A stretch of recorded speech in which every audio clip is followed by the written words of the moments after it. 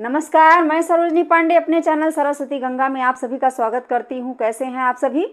आशा करती हूँ अच्छे होंगे और मेहनत से पढ़ रहे होंगे और मेरे वीडियो का इंतज़ार कर रहे होंगे। चलिए, जैसा कि मैंने कहा था कि अगले वीडियो में मैं ट्रिक से तद्भव तत्सम पढ़ाऊँगी, तो मैं आज वही लेके आई हूँ। ट्रिक से बताऊँगी कि आप देखते ही समझ में आ जाएगा आपको कि कौन सा शब्द तद्भव है, कौन सा तत्सम है, और यदि वो तत्सम से तद्भव बनाने को कह रहा है या तद्भव से तत्सम बनाने को कह रहा है तो आप उसे कैसे बना सकते हो। तो चलिए देर न करते हुए वीडियो की तरफ चलते हैं। ये मैंने लिखा है अक्षय।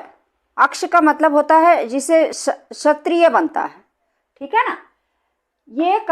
ये जहाँ होता है वहाँ पर जो है तत्सम शब्द उसे कहते हैं। जिस भी शब्द में अक्ष होता है उसे तत्सम शब्द कहा जाता है। अब अगर तद्भव बनाना हो तब क्या होगा शब्द में? तब इसकी जगह पर ख या फिर छय आ जाएगा, छतरी वाला, ठीक है। या तो खरगोश वाला ख आ जाएगा या छतरी वाला छय आ जाएगा, ठीक है। तो याद रखना इस चीज को। आइए देख लेते हैं कैसे। जैसे यहाँ लिखा है इक्षु। इक्षु का मतलब होता है ईख, ठीक है। तो इक्षु शब्द क्या है? संस्कृत शब्द है, तत्सम शब्द है।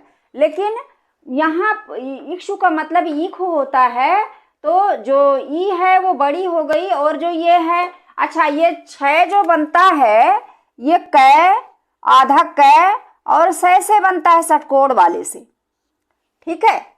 षटकोण वाले सै से बनता है। तो वैसे भी इसको कुछ लोग ख कहते हैं, कुछ लोग सै कहते हैं, ठीक है, षटकोण वाले सै को। और ये क है ही। जब हम अंग्रेजी का ख बनाते हैं, अंग्रेजी से के वर्ण से के यच से ख बनाते हैं, तो उसमें भी यच के पहले के आता है। और जब हिंदी का अक्ष जो होता है उसको बनाते हैं तो उसमें 3 वर्ण मिला हुआ होता है। पहले होता है आधा क, फिर षटकोण वाला स और फिर उसके बाद ए वर्ण मिला हुआ होता है, ठीक है। तो वैसे भी इसमें क का समावेश होता है पहले से ही, और जब हम उसका तद्भव रूप बनाने लगते हैं तो वो यही वाला रूप लेके यहाँ आ जाता है, ठीक है। यानी कि अक्षय की जगह पर ख हो जाता है। अब अक्ष की जगह पर छ कैसे होता है ये देखिए। जैसे लिखते हैं पक्षी। जब पक्षी लिखा हुआ होता है यानी अक्ष वाला छय होता है तब जो है वो तत्सम होता है। लेकिन जब तद्भव इसका बनाना होता है तब ये छय, छतरी वाला छय आ जाता है, ठीक है। और वैसे भी जहाँ बिंदी लगी होती है ना, अनुस्वार की बिंदी अंक की, तो जिसमें भी ये लगी हुई होती है वो क्या होता है? तद्भव होता है, ठीक है। तद्भव परिवर्तित रूप होता है, ठीक है। तो ये देख लीजिए, अक्ष की जगह पे छय आ गया है, ठीक है। ऐसे तद्भव बनाया जाता है। अगर इसका तत्सम बनाना है तो इस प्रकार से बनेगा, इसका तद्भव बनाना है तो इस प्रकार से बनेगा, ठीक है।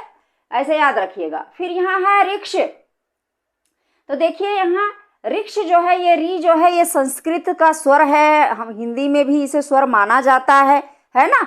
और संस्कृत का तो मुख्य स्वर है ही। री का मतलब होता है री की मात्रा, ये वाली चूल्हा वाला जो नीचे लगता है ना। लेकिन जब इसका तद्भव बनाना होता है तब इसको रै में परिवर्तित कर देते हैं। कौन से रै में? हिंदी वाले रै में, है ना। रै जो होता है उसमें परिवर्तित कर देते हैं और इसकी जो बड़ी ई की मात्रा है, छोटी ई की मात्रा हमारे मुख से उच्चारित तो होती है, वो इस पे लगा दी जाती है और अक्ष का छय हो जाता है, तो ये हो जाता है रीछ, ठीक है। अब यहाँ है परीक्षा। यहाँ परीक्षा लिखा है जो कि तत्सम शब्द है, संस्कृत शब्द है। लेकिन अभी इसका जब तद्भव रूप बनाना होगा तब क्या होगा? परीक्षा होगा इस प्रकार से। और ये जो है इधर से आएगा। कुछ लोग इधर से लगाते हैं और कुछ लोग इधर से लगाते हैं। होता दोनों तरफ से सही है। ये चल नहीं रहा है, इसमें पता नहीं क्या हो गया है। दोनों तरफ से सही होता है, जैसे भी मिल जाए आपको वही सही है, ठीक है। परीक्षा और परख, इसका जो तद्भव रूप होता है वो होता है परीक्षा या परख। एक है साक्षी। साक्षी का मतलब होता है कि जिसके सामने हम शपथ लेते हैं, जिसके सामने हम कोई काम कर रहे होते हैं, साक्षी का मतलब होता है प्रमाण। ठीक है, तो इसका जो यदि ये तो तत्सम रूप है, यदि इसका तद्भव बनाना हो तब लिखेंगे साखी। ठीक है ना, कबीरदास जी की जो रचना उसका क्या नाम है, साखी यानी साक्ष्य। ठीक है, प्रमाण। ठीक है, तो साखी का जो तत्सम क्या है, साक्षी, और साक्षी का तद्भव क्या है, साखी। याद रखिएगा। तो जो अक्ष है इसकी, इससे ख भी बन जाता है और छ भी बन जाता है। ये देखिए, छ की जगह पे ख, श की जगह पे छ छतरी वाला, फिर इसकी जगह पे छतरी वाला छ, इसकी जगह पे छतरी वाला छ और ख भी बन गया। ठीक है ना, यहाँ छ है, यहाँ पर ख बन गया। तो इस प्रकार से जो अक्षय होता है, क्षत्रिय वाला शय होता है, इससे छतरी वाला छ भी बन जाता है और ख भी बनता है। ठीक है, तो जहां पर ख मिल जाए, छतरी वाला छ मिल जाए, वहां वो शब्द जो है तद्भव होता है, रूपांतरित होता है। और जहां पर अक्ष मिल जाए, री मिल जाए, ठीक है, तो ये क्या होता है, तत्सम शब्द होता है। अब चलिए अगला देखते हैं। आड़े से न, यानी आड़े जिसमें लगा हुआ हो, जिस भी शब्द में आड़े लगा हुआ हो, ट वर्ग का 5वां वर्ण लगा हुआ हो, वह क्या होता है, तत्सम होता है। और जिस शब्द में न लगा हुआ हो, न से नल, ठीक है, वो तद्भव शब्द होता है, रूपांतरित शब्द होता है हिंदी का। ठीक है, तो देखिए आइए देखते हैं कैसे। ये तत्सम मैंने लिख रखा है। जैसे स्वर्ण, स्वर्ण माने सोना होता है, ये संस्कृत का शब्द है, इसे तत्सम शब्द कहते हैं। लेकिन यदि इसका तद्भव बनाना हो तब क्या लिखेंगे, तब लिखेंगे सोना। ठीक है, तब सोना लिखेंगे, यानी अड़े की जगह पे ना आ जाएगा, सोना। ठीक, अच्छा, अब आप कह रहे होंगे कि यहाँ तो स्वर्ण लिखा है तो ये सोना कैसे हो गया। आइए बता देती हूं मैं आपको। यहाँ पर आप जब इसका वो करेंगे, संधि विच्छेद करेंगे, तो देखिए कैसे आएगा। यहाँ आएगा सु प्लस वर्ण, सु प्लस वर्ण। ठीक है, सु प्लस वर्ण यानी सुंदर वर्ण। ठीक है, ये होगा। अब यहाँ अब आप कह रहे होंगे ओ के कैसे आ गया। ओ इसलिए आया कि ये जो है, अरे सॉरी, ये जो है अर्ण था।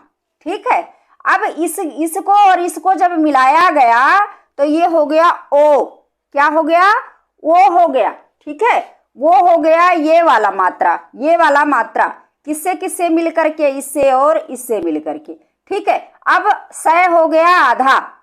संधि पढ़ेंगे तब पढ़ेंगे, यहाँ मैं आपको बता दूं, नहीं तो कहोगे कि मैडम कैसे हो गया। ठीक है, तो अब जब ऊ और आ से मिल करके वो हो गया तो आ हो गया आधा, है ना, आधा हो गया। और इस प्रकार, और अड़े तो पहले से था ही, रे पहले से ही था। ठीक है, तो इस प्रकार से ये स पर ओ का मात्रा, अब आधा स है, देखो आधा स है, मान लिया यहाँ हलत लगा दो, प्लस में ओ का मात्रा है, तो अब ये मात्रा कहाँ लगेगा, इसी पर तो लगेगा, स पर। अब देखिए मैंने स पर ये वाला मात्रा लगा दिया। अब जो अड़े था उसका नय हो गया। क्यों हो गया, रूप परिवर्तित होने के कारण, सुविधा हिंदी की सुविधा के अनुसार। ठीक है, तो ये अड़े का नय हो गया और इस प्रकार से ये सोना बन गया। ठीक है, अब आ गया होगा समझ में। ये संधि पढ़ेंगे तब वहां और विस्तार से अच्छे से पढ़ेंगे, यहाँ थोड़ा घोच पोच हो जाएगा, जगह कम है। ये मैंने थोड़े से समझाने की कोशिश की है ताकि आप थोड़ा सा समझ जाओ। चलिए, ठीक है, तो इस प्रकार से ये सोना बना है। अब ज़्यादा देर ना करते हुए समझाने की कोशिश करूंगी तो वीडियो बहुत लंबा हो जाएगा। अब यहाँ चरण लिखा है और यहाँ न लिखा हुआ। चरण यानी अड़े है तो ये तत्सम शब्द है, और अड़े की जगह पर यहाँ न हो गया तो ये हो गया तद्भव शब्द चरण। ठीक है, कर्ण लिखा है, कर्ण माने कान होता है। ठीक है, यहाँ अड़े है तो ये तत्सम है, संस्कृत शब्द है। कान अपनी सुविधा के अनुसार हमने बना लिया, कान लिख लिया है, तो न जहाँ लगा है ये तद्भव शब्द है। अर्पण, अर्पण, अर्पण हम अगर कह रहे हैं यानी अड़े है तो क्या है ये, और सॉरी एक चीज और ध्यान रखना, ये जो ऊपर आधा रह होता, जिस भी शब्द में ऊपर आधा रह लगा हुआ है वो तत्सम शब्द होता है, संस्कृत का शब्द होता है, याद रखना। ठीक है, जिसके ऊपर ये आधा रय लगा हुआ हो, आधा रय लगा हुआ हो। अच्छा, रय आ गया है तो और बता दूं, एक रय ऐसे लगता है किसी भी वर्ण में, एक रय ऐसे लगता है, जैसे मान लिया लिखना है क्रम, क्रम लिखना है, ठीक है, क्रम का मतलब होता है सीरियल, सीरियल नंबर, ठीक है। तो ये जो ऐसे लगा हुआ है ना, ये भी संस्कृत का रय है और इसे पूरा रय कहते हैं। देखिए क और आधा क होता है और फिर पूरा रय होता है प्लस में, ठीक है, आ लग जाता है इसके साथ और फिर इसके साथ मैं तो पूरा है ही, इसमें भी है छुपा हुआ है, यानी कि क आधा है रय पूरा है। तो ये मैंने पढ़ाया हुआ है, पिछले वीडियो में जाके देख लेना। तो ये वाला रय, ये वाला रय जो इस प्रकार से डंडी में लगता है नीचे से, जो इसे कहते हैं पदेन रय, इसको पदेन रय कहते हैं। ये जहां पर होता है ना ऐसे लगा हुआ किसी भी, जैसे ग्राम, क्रम, है ना, भ्रम है, होता है ना ऐसे, तो वो जो इस प्रकार का जो रय लगा हुआ होता है वो होता है संस्कृत का शब्द। और आम्र, है ना, तो ये सभी क्या हैं, संस्कृत के शब्द हैं, इन्हें तत्सम शब्द कहा जाता है। या फिर इस प्रकार से रय महर्षि, स्वर्ण, कर्ण, अर्पण, दर्पण, पूर्ण, ये सभी क्या हैं, ये दोनों रय जहां लगे रहेंगे वहां पर क्या होगा, तत्सम होगा, तत्सम, ठीक है। और जहां पर ये वाला पूरा वाला रय लगा रहेगा वो क्या होगा, वो होगा तद्भव। अब आप कहोगे कि मैडम यहाँ तो पूरा लगा हुआ है, तो पूरा तो ये लगा हुआ है लेकिन इसके साथ अड़े है, अड़े है, नय नहीं है। तो इस प्रकार से अगर अड़े है तो ये तत्सम शब्द है, संस्कृत का शब्द है। यदि इसमें नय है तो ये तद्भव शब्द है। ध्यान देना है चीजों को। अच्छा चलिए, अर्पण, यहाँ ये संस्कृत शब्द है, तत्सम शब्द है, यहाँ हमने पूरा रय लिख दिया, अर्पण, आराम से, है ना, तो ये तद्भव हो गया। दर्पण ये तत्सम है, दर्पण हमने लिख दिया, यानी इस रय को पूरा लिख दिया, आड़े को नय लिख दिया और यहाँ भी यही किया, तो ये तद्भव रूप बन गया, ठीक है। अवगुण, ये अवगुण है, यहाँ पर आड़े लिखा हुआ है इसलिए ये तत्सम है, संस्कृत है। और यहाँ अवगुण यानी नय है आड़े की जगह पर, तो ये तद्भव रूप है, ठीक। यहाँ ऊर्ण लिखा हुआ, ऊर्ण का मतलब होता है ऊन, जिससे हम स्वेटर बुनते हैं, पहनते हैं, तो यहाँ ऊर्ण है, ये क्या है, तत्सम है, संस्कृत है। और यहाँ ऊन लिखा हुआ हमने अपनी सुविधा के अनुसार हिंदी भाषा में प्रयोग करते हैं हम लोग, तो ये क्या है, तद्भव रूप है। तो ये था अड़े से नए में परिवर्तित करना, यानी अड़े है तो संस्कृत का शब्द और नए लिखा हुआ है तो हिंदी का शब्द, यानी तद्भव रूप, तद्भव शब्द, ठीक है, याद रखना। अब यहाँ पर फिर मैंने लाइन खींच दी है ताकि कंफ्यूजन ना हो, इसमें एक जैसा ना दिखाई दे। अब देखिए, वा से बै, वा हो जिसमें वा हो, वा से वक, वा से वट, वट माने बरगद, ठीक है ना। तो वा जहां पर हो वो होता है तत्सम शब्द, संस्कृत का शब्द। और बा जिस शब्द में हो वह बा वाला जो होता है वह वट माने वृक्ष और बरगद माने बरगद, है ना, होता है ना। तो बरगद जो शब्द है ये तद्भव शब्द है और वट शब्द जो है ये संस्कृत शब्द है, यही पकड़ में आ गया, ठीक है। तो देखिए, वानर, वानर जो है संस्कृत शब्द है, तत्सम शब्द है, लेकिन बानर और बंदर ये क्या है, तद्भव रूप है, परिवर्तित रूप है। वर्तिका, जो दीपक जलाते हैं उसमें जो हम कपड़े की या रुई की बत्ती लगाते हैं उसे वर्तिका कहते हैं संस्कृत में, इसे तत्सम शब्द कहा जाता है। और इसी को बाती कहते हैं हिंदी में, तद्भव शब्द कहते हैं इसको, ठीक है।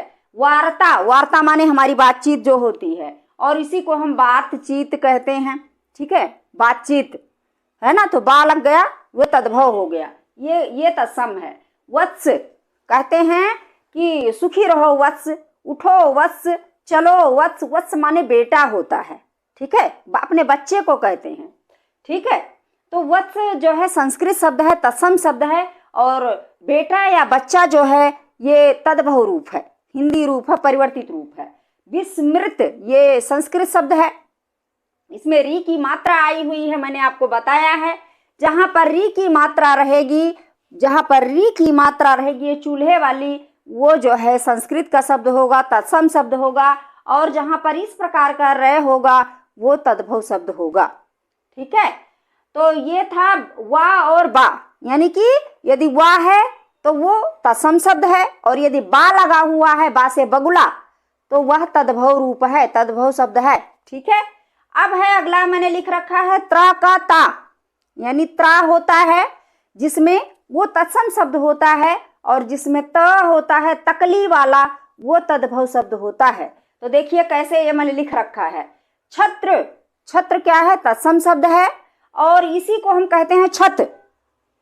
संस्कृत में कहते हैं छत्र, उसी छत को, है ना, लेकिन हम अपनी सुविधा के अनुसार उसे छत कहते हैं ना, चलो छत पे चलो, है ना।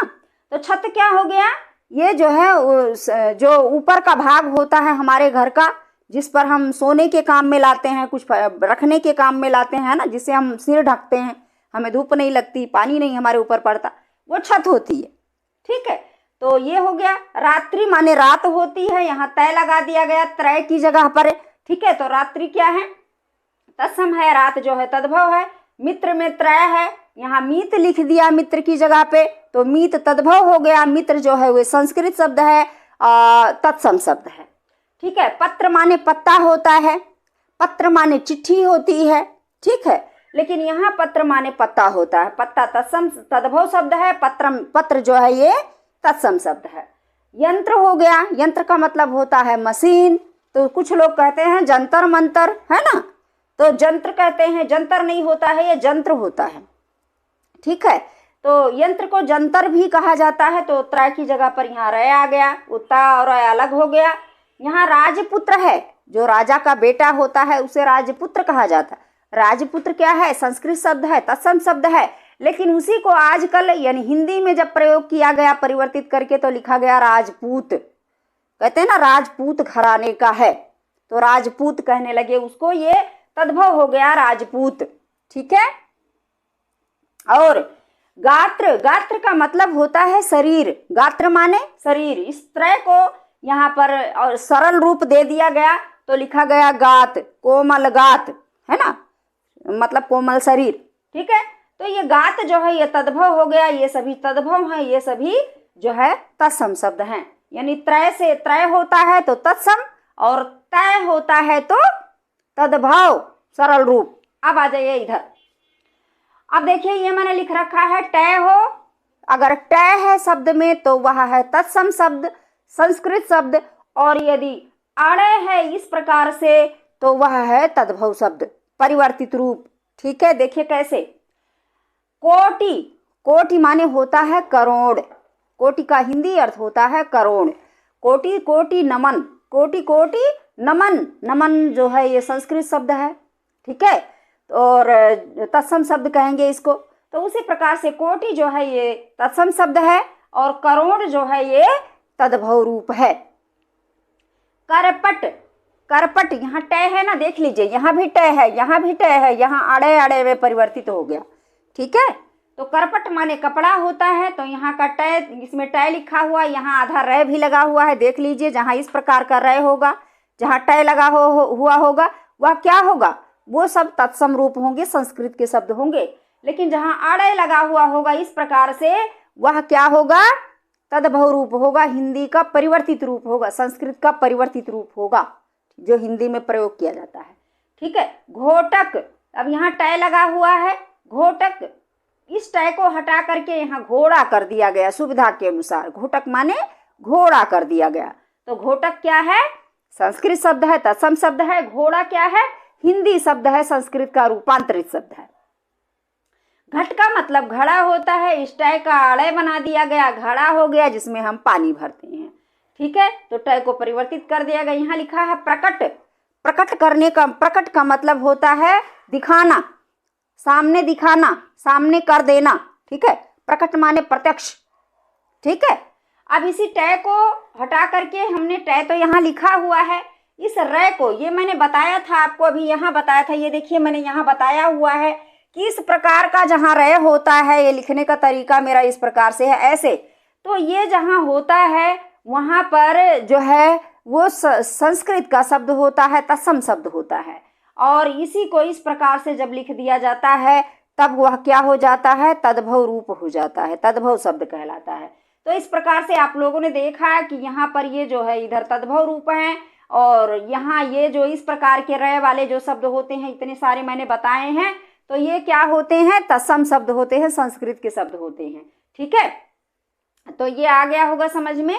अभी मैं हट जाऊंगी, स्क्रीनशॉट ले लेना, इसे अच्छे से पढ़ लेना।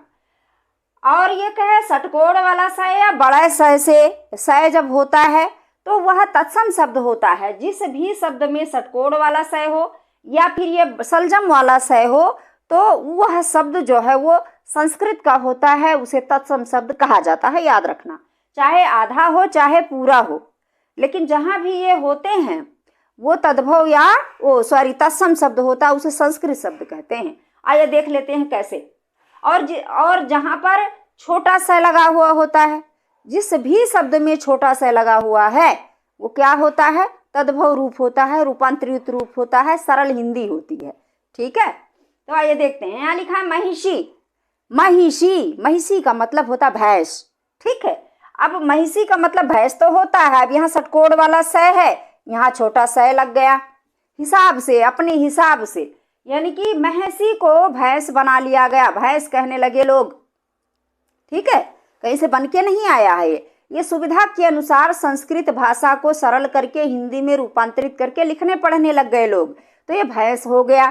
ठीक है, यानी षटकोण वाला स की जगह पे छोटा सा लगा दिया और मैं और है को मिला करके भय बना दिया, है ना, ऐसे बोलने के लिए सरल बना लिया इसको, तो ये भैंस हो गया।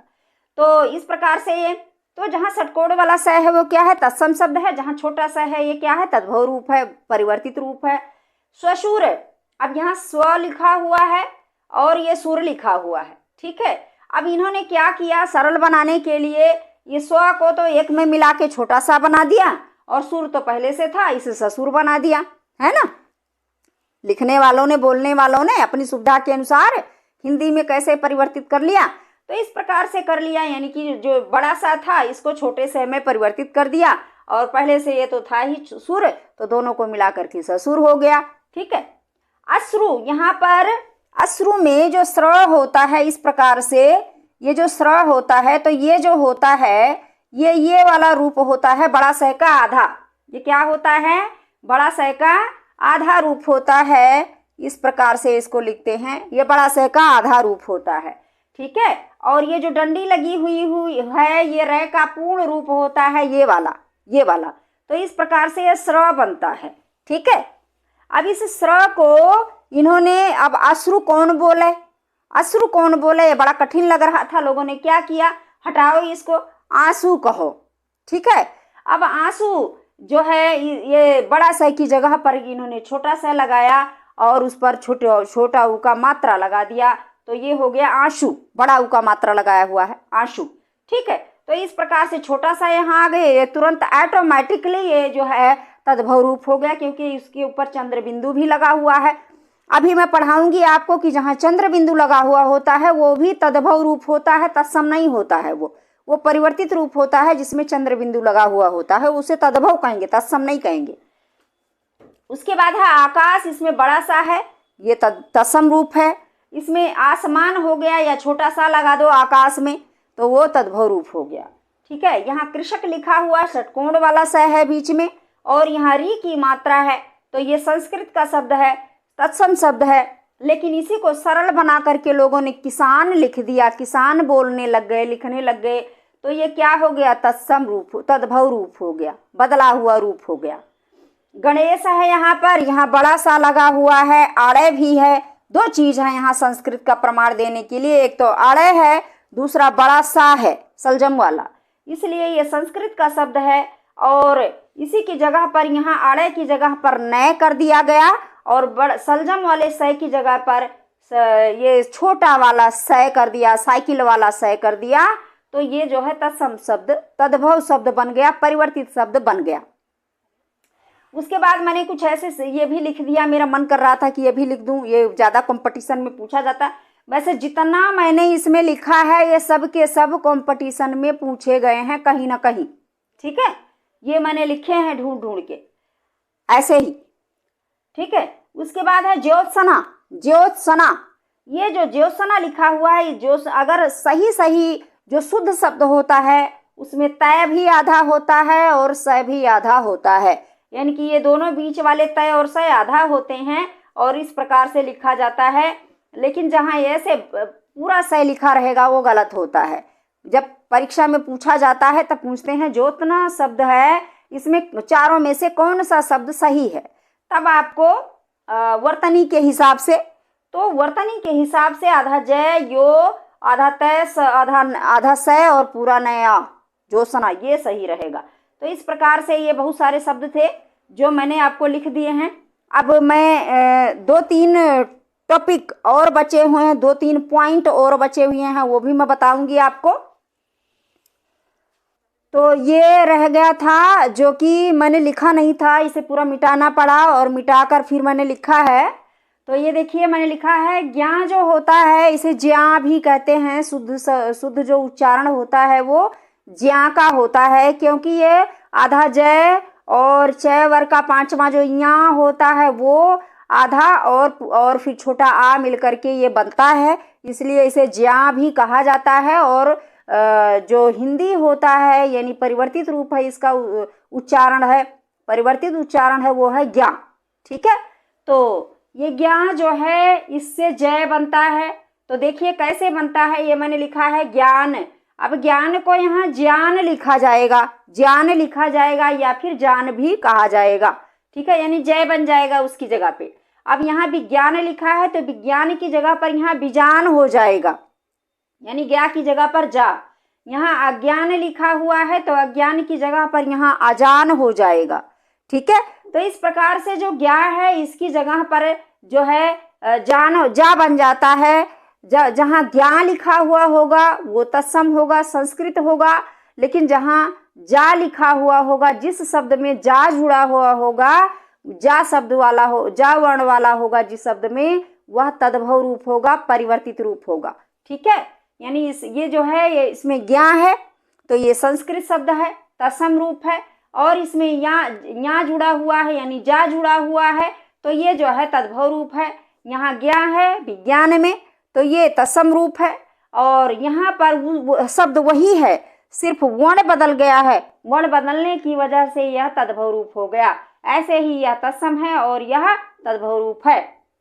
अब एक और है कि या के जगह पर जा हो जाता है, यानी जिसमें जहाँ या हो, या जहाँ लगा हुआ है या से यज्ञ, तो वह शब्द जो है तत्सम होता है, संस्कृत का होता है। और जिसमें जिस शब्द में जय लगा हुआ हो वो तत्सम होता है। ये देखते हैं कैसे, जैसे लिखा है युग, तो युग क्या है, संस्कृत शब्द है, तत्सम शब्द है। और इसी को हम बदल कर अपने हिसाब से बोलने लगते हैं। युग कहना थोड़ा हमें कठिन पड़ता था, पड़ रहा होगा, तो हमने इसे सरल बना लिया, इसे जुग कहने लगे, यानी जुग हो गया। अब ये तत्सम तद्भव रूप हो गया, ये तत्सम था और ये तद्भव रूप हो गया। ऐसे ईवा कहते हैं, ईवा वर्ग, तो ईवा वर्ग हमें कहने में थोड़ी कठिनाई हो रही थी, जीभ को हमें थोड़ा सा ऐंठना पड़ रहा था, ऐसे हुआ होगा, तो लोगों ने इसे जवान कहना शुरू कर दिया। युवा को छोड़ करके जवान कहना शुरू कर दिया, जवान लोग, युवा वर्ग माने जवान लोग हो गया। ठीक है, तो ये हो गया। ऐसे यहाँ लिखा मनुष्य, तो मनुष्य जो है ये तत्सम शब्द है, संस्कृत का शब्द है और इसे सरल बना लिया लोगों ने, कहा मानुष या मनुज, यानी कि या की जगह पर जय का प्रयोग कर लिया गया। ठीक है, तो इस प्रकार से हमने देखा कि ज्ञा जिसमें होता है वो तत्सम शब्द होता है और जा जिसमें होता है वो तद्भव रूप होता है। या जिसमें होता है वो तत्सम होता है, संस्कृत का होता है। जा जिसमें होता है वो तद्भव रूप होता है, परिवर्तित रूप होता है। ऐसे ही कुछ ये और रह गए थे, इन्हें भी मैंने लिख लिया है। ये देखिए, जहाँ विसर्ग होता है वह संस्कृत का शब्द होता है, उसे तत्सम कहा जाता है। जैसे प्रातः, अतः, रामः। अब ये बहिर्मुखी अंतर्मुखी दो शब्द मैंने और लिख रखे हैं। यहाँ पर आपको विसर्ग दिखाई नहीं दे रहा होगा, लेकिन मैं आपको बता देती हूँ कि इनका ये यहाँ विसर्ग छुपा कहाँ है। ये देखिए, इसको ऐसे लिखेंगे, बही लिखेंगे, ठीक है, बहिर, और यहाँ पर छोटी की मात्रा है और यहाँ पर विसर्ग लगा हुआ है। बही का मतलब होता बाहर का, ठीक है, बाहर का, बही का मतलब बाहर होता है। यहाँ विसर्ग लगा हुआ है, प्लस में मुखी लिखा हुआ है, ठीक है। लेकिन जब हम इसका संधि करते हैं तब यह जो है संधि जो है इस व्यंजन की वजह से अपना रूप परिवर्तित करके आधा रै बन जाता है और इस प्रकार से ये रै बन करके इसके मै के ऊपर लग जाता है और बहिर्मुखी लिखा जाता है। क्योंकि इसमें अगर आपको ये चीज पकड़ में ना आए तो यहाँ आधा रै लगा है, इसको पकड़ लो, और यहाँ ख पर बड़ी की मात्रा लगी हुई है और मुख लिखा हुआ है लेकिन चंद्र बिंदु नहीं है और आधा रै लगा हुआ है, इसको पकड़ लो। ये आधा रै संस्कृत शब्द में लगता है, तो ये जहाँ होगा वह तत्सम शब्द होगा, इतना याद रखो बस। इसमें विसर्ग छुपा हुआ है, इसमें भी विसर्ग छुपा हुआ है, ठीक है। तो ये सभी क्या हैं, विसर्ग युक्त शब्द है, ये सभी के सभी तत्सम शब्द होते हैं। अब दूसरा है यहाँ पर, चलो इसको मैंने पहले कर दिया, इसको बाद में किया है क्योंकि इसमें थोड़ा सा भेद था, तो इसको मैंने लास्ट में लिखा है। अनुस्वार को, चंद्र बिंदु को मैंने पहले लिख दिया है। ये लिखा है 5, 5 का मतलब होता है 5, 5, ठीक है ना। तो ये जितने भी शब्द मैंने लिखे हैं, दांत, रांची, ये 2-4 शब्द मैंने लिख दिए हैं आपको बताने के लिए। तो जहां पर भी चंद्र बिंदु लगा हुआ होगा, चंद्र बिंदु युक्त शब्द कभी भी संस्कृत नहीं हो सकता, ठीक है। क्योंकि चांद अलग है जो अंग्रेजी का है और बिंदु अलग है जो हमारे हिंदी का है, संस्कृत का है, ठीक है। तो ये दोनों मिलकर के जब एक हो जाते हैं तब वह परिवर्तित रूप होता है, ना कि मुख्य रूप होता है संस्कृत का ज्यों का त्यों, ठीक है ना। तब ये संस्कृत का ज्यों का त्यों है ही नहीं तो ये हिंदी तत्सम कैसे हो सकता है। इसीलिए ये जो है तद्भव रूप होता है, हमेशा तद्भव होता है, याद रखिएगा। जहाँ चंद्र बिंदु लगा है, जिस भी शब्द में चंद्र बिंदु लगा है वह तद्भव शब्द होगा। अब चलिए आ जाइए, अब एक बचा हमारा बिंदी वाला अनुस्वार। अनुस्वार तो ये इसमें कुछ शब्द ऐसे होते हैं जो संस्कृत के होते हैं, उस पर बिंदी लगी हुई होती है, वह तो तत्सम होता है, ठीक है। लेकिन कुछ शब्द ऐसे भी हैं जो संस्कृत के नहीं हैं, परिवर्तित होकर के हिंदी में प्रयोग किए जाते हैं, उस पर भी बिंदु लगती है, ठीक है। तो देखिए कहाँ पर लगा हुआ, जैसे ये अंबर लिखा हुआ, अंबर का मतलब होता है आकाश, अंबर का मतलब आकाश होता है, तो अंबर क्या है, संस्कृत शब्द है, ठीक है। तो ये तत्सम शब्द हो गया। अंबुज तत्सम शब्द हो गया, ठीक है। संशय तत्सम शब्द है, संशय का मतलब क्या होता है, किसी के ऊपर शंका करना। पंकज कीचड़ में जन्म लेने वाला। स्कंध, स्कंध का मतलब होता कंधा, ठीक है। तो संस्कृत में जो स्कंध होगा वो इस प्रकार से होगा, हिंदी में कंधा इस प्रकार से लिखा जाएगा और ये हिंदी का तद्भव रूप है, ठीक है। यहाँ मैंने लिखा तुरंत, तुरंत भी में ऊपर अनुस्वार लगा हुआ है लेकिन ये तद्भव रूप है। सुंदर बहुत सुंदर है, तो ये तद्भव रूप है। सुंदर शब्द क्या है, तद्भव, भले ही बिंदु लग रहा है यहाँ पे। बंदर तद्भव रूप है क्योंकि बंदर का जो तत्सम रूप है वह है वानर, ठीक है। और बानर और बंदर ये तद्भव रूप है, परिवर्तित रूप है, ठीक है। संतान ये परिवर्तित रूप है हिंदी का, ठीक है। ये संतान का मतलब बच्चे, ये तद्भव शब्द है। कंघा, कंघा जो है ये तद्भव शब्द है। तो इस प्रकार से अनुस्वार के दो प्रकार के लगाए जाते हैं, तद्भव में भी लगते हैं, तत्सम में भी लगते हैं। हमें देखना है कि ये क्या अर्थ दे रहा है। यदि वो कुछ अर्थ सरल अर्थ दे रहा है तो आपको समझ, जैसे कंघा की बात करूं मैं तो सबको पता चल जाता है कि ये बाल इससे साफ करते हैं, ठीक करते हैं, बाल झाड़ते हैं। लेकिन यहाँ देखिए स्कंध लिखा हुआ है, इसका मतलब आपको समझ में नहीं आ रहा है, इसका मतलब ये संस्कृत शब्द है। यहाँ कंधा लिखा हुआ है, आपको अपने आप समझ में आ गया कि इस कंधे को, इसको कंधा कहा जा रहा है, तो इसका मतलब ये क्या है, तत्सम शब्द, तद्भव शब्द है, रूपांतरित शब्द है, ठीक है। तो ये मैंने बहुत कुछ कोशिश की है आप लोगों को बताने के लिए, इतना आप लोगों के लिए काफ़ी है। याद कीजिए, इसको खूब पढ़ लीजिए, ठीक है, और पढ़ते रहिए। यदि मुझसे कहीं छूट गया हो कुछ, कोई भूल चूक और हो गया हो, और यदि आप इतने से संतुष्ट नहीं हैं तो आप मुझे कमेंट करके बता सकते हैं। मैं इससे भी ज़्यादा आपको बताने की कोशिश करूँगी।